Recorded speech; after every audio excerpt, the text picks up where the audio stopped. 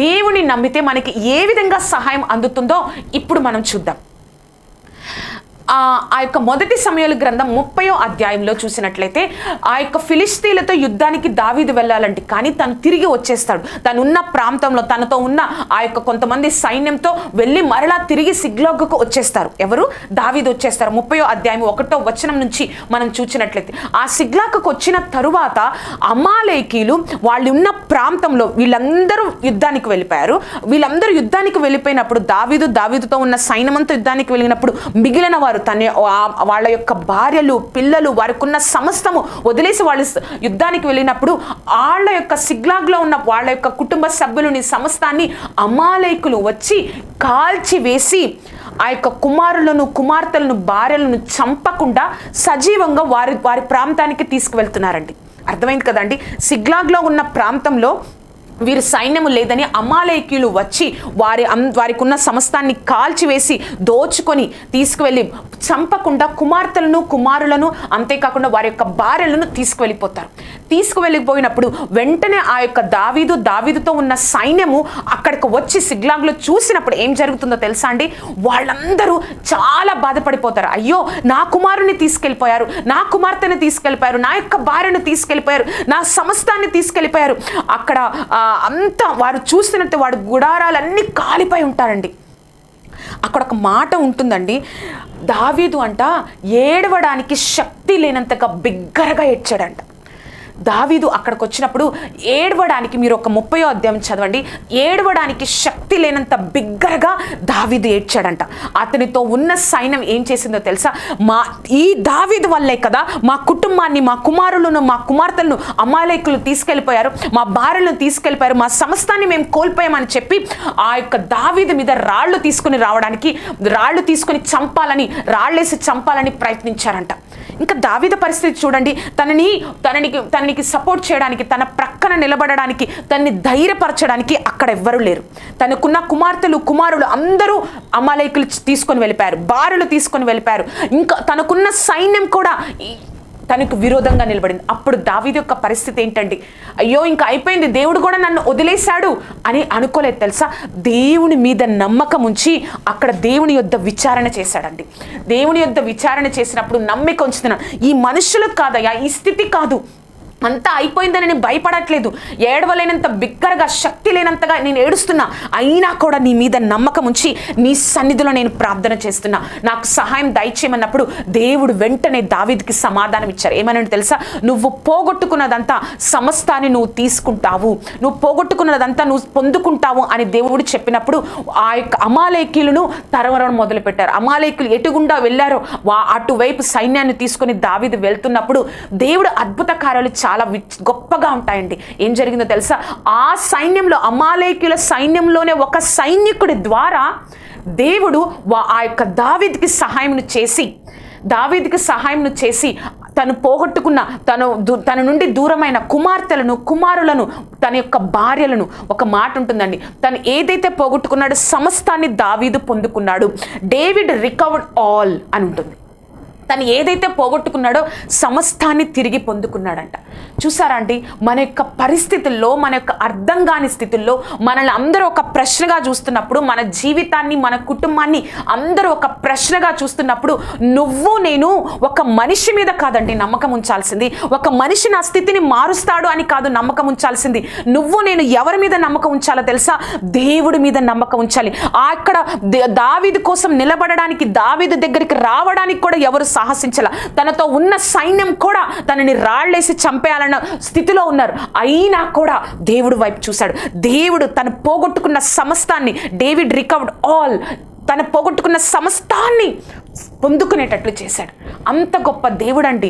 నమ్మిక ఉంచుతావా? నీ కార్యం జరగక ముందే నువ్వు నమ్మిక ఉంచుతావా? దేవుడు అద్భుతాన్ని నీ జీవితంలో చేయాలనుకుంటున్నాడు. నీ కార్యం జరగక ముందే నీ ఆత్మ నేత్రాలతో దేవుని మీద నమ్మిక ఉంచుతావా? దేవుడు నీ జీవితంలో కార్యం చేయాలనుకుంటున్నాడు. ఒక వాక్యాన్ని చదువుతానండి. నహూము గ్రంథము 1వ అధ్యాయం 7వ వచనంలో, యెహోవా ఉత్తముడు, శ్రమదినమందు ఆయన ఆశ్రయ దుర్గము, తన యందు నమ్మిక ఉంచు వారిని ఆయన ఎరుగును. తన యందు ఎవరైతే నమ్మిక ఉంచుతారో ఆయనకు తెలుసంట. ఇంకా దేవుడికే మన గురించి తెలిసినప్పుడు మనం నమ్మిక ఉంచామని ఇంకెందుకండి భయపడతావు? నువ్వు నమ్ము, ముందుగానే నమ్ము. నేను ఒక మాటను చెప్తానండి. Trust in the lord it's not the weakness, it's beginning of your strength. Trust in the lord it's not the weakness, it's beginning of your strength. దేవుని మీద నువ్వు నమ్మిక ఉంచితే అది నీ యొక్క బలహీనత కాదు. నువ్వు మనుషుల మీద నమ్మిక ఉంచితే నేను తప్ప వాళ్ళకి ఎవరు దిక్కులేరు అని నీ బలహీనతగా నిన్ను ఒక తక్కువగా చేసి అలా చూస్తారేమో ఈ లోకంలోని ప్రజలు.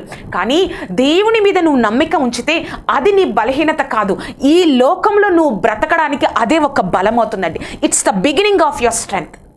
నీ లోకంలో నువ్వు బతకడానికి అదే ఒక బలమై ఉంటుంది. ఆ బలాన్ని నువ్వు నేను ఎందుకండి దేవుడిచ్చే ఆ గొప్ప నమ్మిక ఉంచి ఆ బలాన్ని నువ్వు నేను ఎందుకు పోగొట్టుకుంటున్నాం? ఎందుకు మన జీవితంలో అసమాధానం లేని జీవితాలు జీవిస్తున్నాం? ఎందుకు మన కుటుంబంలో సంతోషం లేని జీవితాలు జీవిస్తున్నాం? ఎందుకో తెలుసా? ఈ లోకస్తుల మీద నమ్మకం ఉంచి ఈ లోకస్తుల మీద ఆధారపడిపోయి ఆ విధంగా ఉంటున్నాం.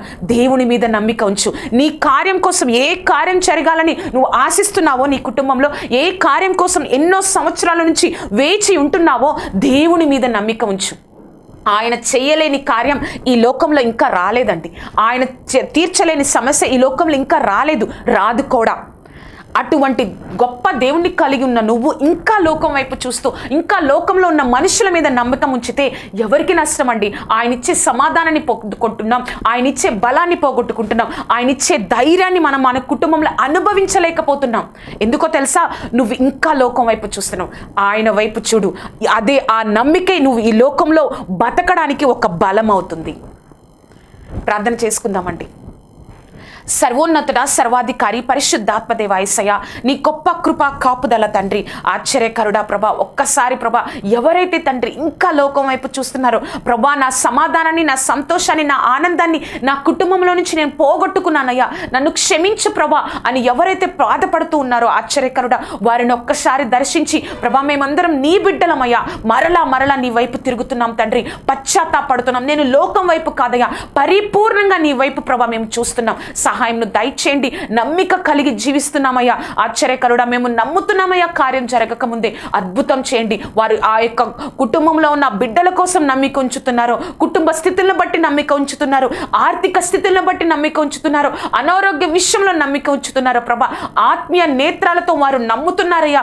కార్యం జరుగుతుందని నమ్ముతున్నారు. వారు అద్భుతం చూడాలి ప్రభా. సహాయంను దయచేయండి. నాతో మాతో మా అందరితో మాట్లాడిన సర్వశక్తి మంత్ర నీ కార్యాన్ని జరిగించి ప్రభా, నీ నమ్మికము ప్రభా, నా ఎందు నమ్మిక ఉంచి వారిని నేను సిగ్గుపరచునన్న దేవా, మమ్మల్ని నువ్వు సిగ్గుపరచవు కదా ప్రభా. యేసయ్య, కార్యంతో నింపి అద్భుతం చేసి నీలో మేము ఇంకా అంటగట్టబడే జీవితాలు జీవించడానికి మాకు సహాయంను దయచేసి నీ నామాన్ని ఘనపరచుకొనగలరని, నీ గొప్ప కృపను అనుగ్రహించగలరని, నువ్వే తోడేంటి నడిపించగలరని నజరేయుడైన యేసుక్రీస్తు నామమున అడిగి వేడుకొంచున్నాము తండ్రి. Amen, amen, amen. చూశారు కదా అండి, నమ్ముదామా? దేవుణ్ణి, సర్వశక్తిమంతుడైన దేవుణ్ణి, సమస్తము ఆయన అధికారంలో ఉన్న దేవుణ్ణి నమ్ము. నీ పరిస్థితిని మార్చి నువ్వు అద్భుతాన్ని చూసి అనుభవించేటట్లు దేవుడు చేస్తాడు. ఈ యొక్క కార్యక్రమం మీకు ఆశీర్వాదకరంగా ఉన్నట్లయితే ఈ యొక్క కార్యక్రమాన్ని మీ యొక్క స్నేహితులకు, బంధువులకు పరిచయం చేయండి. ఈ యొక్క కార్యక్రమం గురించి, నా గురించి ప్రార్థన చేయండి. గొప్ప నమ్మకాన్ని కలిగి మనము ఈ లోకంలో బ్రతకడానికి ఒక బలంగా నమ్మకం ఉండునట్లుగా దేవుడు మనల్ని, మన కుటుంబాలని మార్చునుగాక. దేవుడు మిమ్మల్ని దీవించునుగాక. Amen, amen, amen.